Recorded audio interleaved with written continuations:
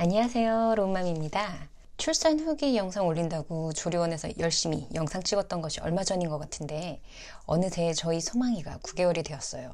와, 그런데 요즘 이 아기가 정말 대단합니다. 밥 먹다가 지루하면 끼야 자꾸 서서 발을 떼며 혼자 놀다가 갑자기 무서워졌는지 또 끼야 낮잠 자라고 눕혔더니 자기 싫다고 끄악.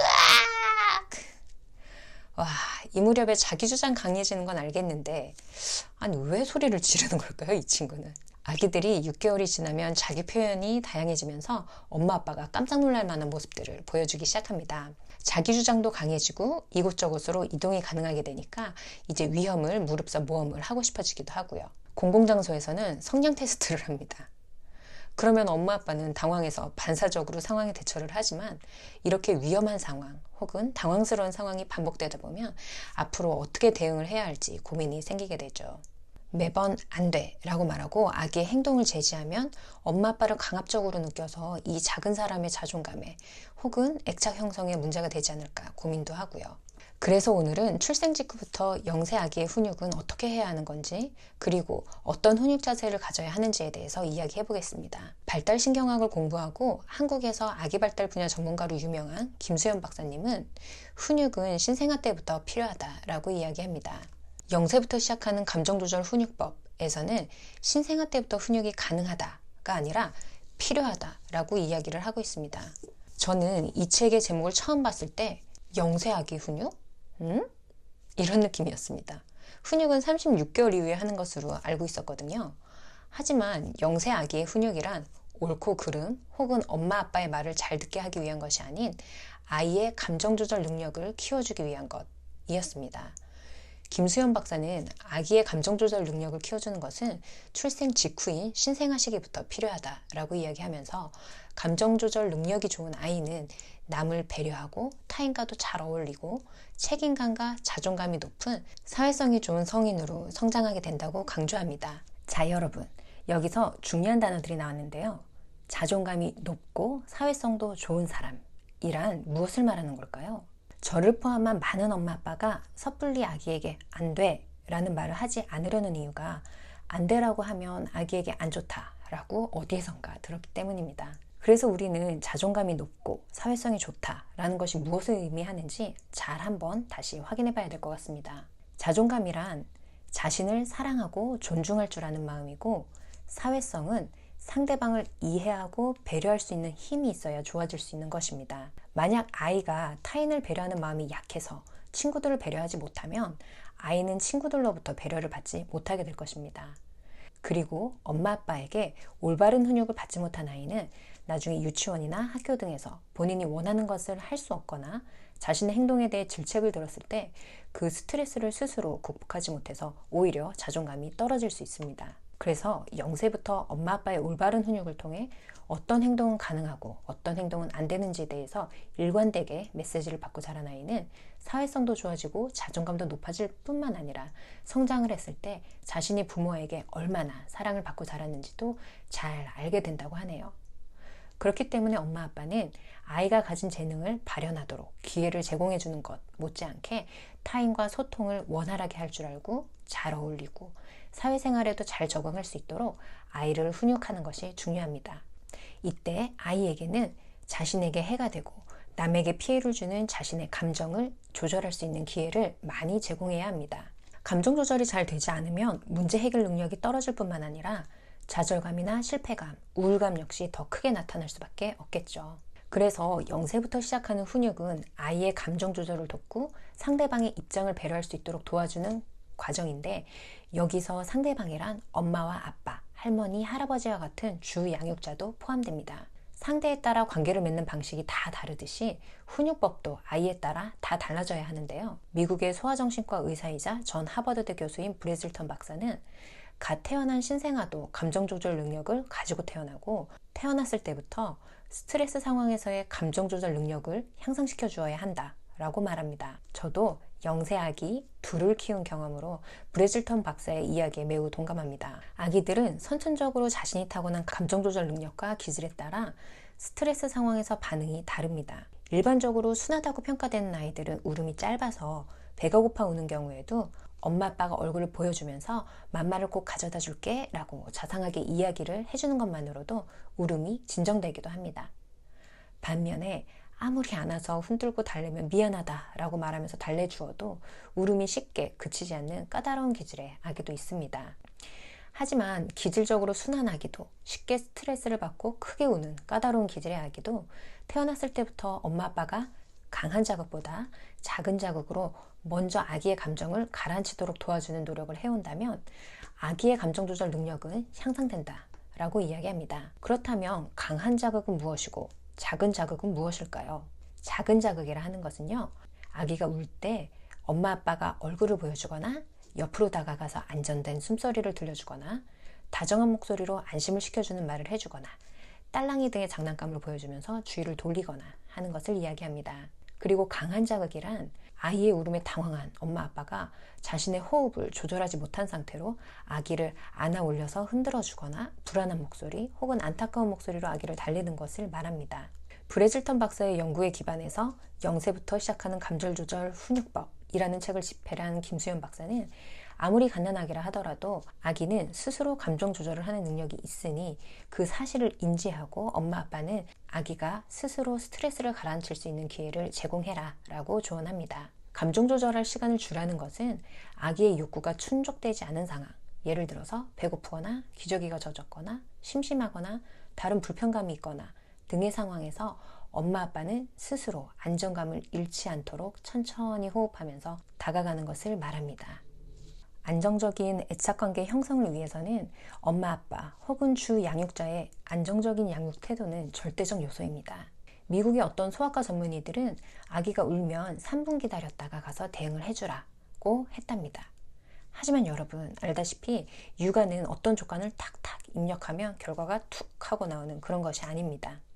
앞서 이야기 드린 대로 아기들은 저마다 타고난 기질이 다르고 스트레스를 감당할 수 있는 능력이 다르기 때문에 엄마 아빠는 각자 아기를 잘 관찰하신 후에 내 아기에게 맞는 적절한 대응이 무엇일지 고민해 보아야 합니다. 그리고 아기가 울 때 무조건 막 달려가서 아기를 안아 올리고 진정시키려는 반사적인 행동 대신에 나름의 방법으로 아기가 스스로 스트레스를 가라앉힐 수 있는 기회를 제공해 주시고 문제를 해결해 주시면 되는 거죠. 이것이 신생아 시기부터 시작되는 아기를 위한 감정조절 훈육법입니다. 0세 아기 훈육에도 다양한 기술이 있는데 이것은 아기의 특성이나 상황에 따라 다 달라져야 합니다. 0세 아기들은 매우 빠른 속도로 발달이 진행이 되기 때문에 엄마 아빠는 아기의 발달 특성을 잘 알고 발달의 속도와 특성에 맞춰 훈육을 시도할 필요가 있습니다. 예를 들어 아기는 생후 4개월이 되면 엄마 아빠의 얼굴 표정이 좋다는 의미인지 싫다는 의미인지 파악할 수 있게 됩니다. 그러니 이 무렵에는 엄마 아빠가 얼굴 표정으로 아기에게 메시지를 전달할 수 있게 되는 거죠. 또한 생후 7개월 이후가 되면 아기는 두 팔을 자유롭게 움직이기 시작하는데 이때는 간단한 말도 알아듣기 시작하기 때문에 안 된다는 메시지를 말과 목소리로 전달을 하거나 아예 다른 장소로 이동을 시키는 훈육도 가능해집니다. 자, 그럼 0세 아기에게 엄마 아빠는 어떻게 감정 조절을 위한 훈육을 해야 되는지 그 대전제에 대해서 조금 더 구체적으로 이야기해 보겠습니다. 제가 작년에 분유 타는 법이라는 영상을 올린 적이 있어요. 그 영상에서는 국내 분유의 경우에는 70도의 물에 분유를 탄 후 37도 정도까지 식힌 후에 수유를 해야 된다라는 이야기를 했는데 아니 지금 아기가 배고파서 으앙으앙 울기 시작했는데 어느 천년에 70도의 분유를 37도까지 식혀서 먹이나요?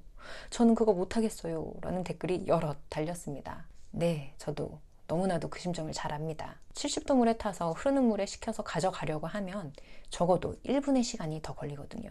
이 사이에 아기가 앙앙 울고 있는데 정말 젖병을 흐르는 물에 미친 듯이 식히면서 내가 해의 분유를 바꾸고 말지 막 싶더라고요. 그런데요, 첫째를 키워보니 아기가 6개월 무렵부터 성격이 점점 급해져요. 그러더니 돌무렵에는 아기가 보챌 때 그냥 우는 게 아니라 항의하듯이 울더라고요. 내가 애를 이렇게 키웠구나 싶어서 좀 좌절했습니다. 그래서 그때 제가 읽은 책이 오영은 선생님의 못 참는 아이 욱하는 부모였습니다. 저의 절실함이 느껴지시나요? 그래서 둘째 때는 저는 마음을 정했습니다. 신생아 때부터 내가 좀 마음의 여유를 가져야겠구나. 그리고 김수연 박사님이 말한 방법대로 한번 실천해 보았습니다. 방법은 이렇습니다. 아기가 울기 시작을 합니다. 그럼 엄마 아빠는 안정된 목소리를 들려주는 등 작은 자극으로 먼저 아기의 불안한 감정을 가라앉힐 수 있는 기회를 제공을 합니다. 그리고 아기 울음의 원인을 파악을 하고 대처를 해줍니다. 저는 아기가 울면 아기에게 다가가서 기저귀가 젖은 건지 다른 불편함이 없는지 원인을 확인할 때 아기하고 꼭 눈을 맞추면서 이야기했어요. 잠깐만 아가야, 기저귀 괜찮으니까 바로 맘만 먹으면 되겠다. 엄마가 금방 준비해 올게. 잠시만 기다려. 이렇게요. 그리고 수유 쿠션을 준비하고 직수 준비를 하거나 분유를 타오는데 이때 저는 주방에서는 불꽃같이 분유를 타더라도 젖병을 들고 올 때는 다시 슬렁슬렁 페이스로 걸어왔습니다. 아, 이제 준비됐다. 엄마가 곧 맘마 줄게. 라고 말을 하면서요. 그랬더니 정말 김수현 박사님의 말처럼 저희 둘째는 자신이 그 잠깐의 시간을 기다렸을 때 엄마 아빠가 항상 자신의 어려움을 해결해 주었다 라는 사실을 파악을 하고는 저희가 얼굴을 보여주고 맘마 가져올게 라고 이야기를 하는 순간부터 울지 않았습니다. 본인도 조금만 기다리면 엄마 아빠가 다시 짠 하고 와서 필요한 것을 해결해 준다 라는 것을 알게 된 거죠. 그리고 김수현 박사님은 아기가 생후 6개월 이후가 되면 아기가 울 때 이전만큼 빨리 달려가지 않아도 된다라고 이야기합니다. 달려가기 전에 잠깐만 엄마가 꼭 갈게 하고 엄마 아빠의 목소리를 들려주는 것만으로도 아기의 불안은 감소가 될 수가 있는데요. 이는 6개월 이후에는 엄마 아빠가 눈에 보이지 않아도 목소리로 엄마 아빠가 가까운 곳에 있다는 사실을 알 수 있을 만큼 아기의 인지 능력이 발달되기 때문이라고 하네요. 엄마 아빠가 이렇게 꾸준히 아기에게 감정 조절을 할 수 있도록 시간을 주는 것이 중요한 또 다른 이유는 사실은 엄마 아빠도 숨 고를 시간이 필요하기 때문입니다. 이 잠깐의 시간이 엄마 아빠의 스트레스도 감소시켜주기 때문에 엄마 아빠 또한 아기에게 감정적인 대응보다는 일관적인 양육 태도를 유지하는 것이 가능해지는 거죠. 이렇게 반복함으로써 아기 또한 엄마 아빠를 이해하고 배려할 수 있는 시간을 가지게 되고요. 이것은 아기와 엄마 아빠 혹은 주 양육자 사이에 안정적인 애착관계 형성으로 이어집니다. 아기가 간단한 단어를 이해하기 시작한 7개월 이후에는 아기의 훈육을 위해서 안 돼, 그만 등의 금지어를 사용하는 것도 필요해집니다. 김수현 박사는 적절한 훈육 과정에서 아기의 행동을 제지하거나 엄마 아빠가 단호한 목소리를 들려줌으로 인해서 잠시 일어나는 상처는 아기가 다음 단계로 성장할 수 있는 긍정적인 스트레스로 작용을 한다라고 말합니다. 영유아기에 주면 안 되는 상처는 아기의 뇌 발달을 저해할 정도의 가해와 방임에 해당하는 스트레스이지 조금 기다리게 하더라도 배가 고플 때 먹을 것을 주고 기저귀를 갈아주고 놀아주고 대부분의 시간 많은 사랑을 주었다면 아기가 본인 자신에게나 타인에게 해가 되는 행동을 할 때 엄마 아빠가 안 된다 라고 말하는 것은 아기의 뇌의 발달을 절대 저해하지 않는다는 거죠.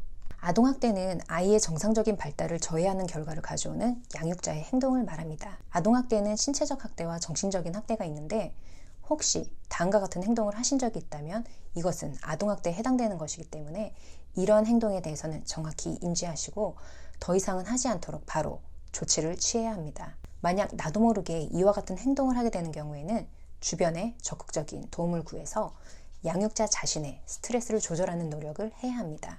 또한 최근 저출산과 맞물리며 애착장애에 대한 공포가 엄마 아빠에게 많이 확산되어 있습니다. 그래서 과잉보호 양육법이 일반화된 경향이 있는데요. 과잉보호 양육은 아동학대와 마찬가지로 아기가 감정조절에 어려움을 겪는 결과를 초래하게 됩니다. 과잉보호란 아기가 할 수 있는 일들까지 엄마 아빠가 해주는 것을 이야기합니다. 그러니 엄마 아빠 다시 한번 기억해 주세요. 우리 아기들은 엄마 아빠에게 끊임없이 나 스스로 할 수 있게 나를 도와주세요 라고 말하고 있다는 사실을요. 그럼 아기 발달 시기별로 엄마 아빠가 사용할 수 있는 훈육의 기술들에 대해서는 다음 영상에서 정리해 드리도록 하겠습니다. 그럼 오늘도 행복한 태교, 즐거운 육아 되시기 바랍니다. 아, 자기야, 근데 소망이 날 좀 닮은 것 같아. 애가 불 같아? 자기 표현 완전 확실. 그 와중에 흥이 넘쳐. 지난주 조동친구네 갔을 때 애기가 신나는지 그 집 장난감 오토바이가 있었는데 그 안장위로 올라가서 엉덩이 춤 추고, 와, 나 이 친구 좀 창피했네?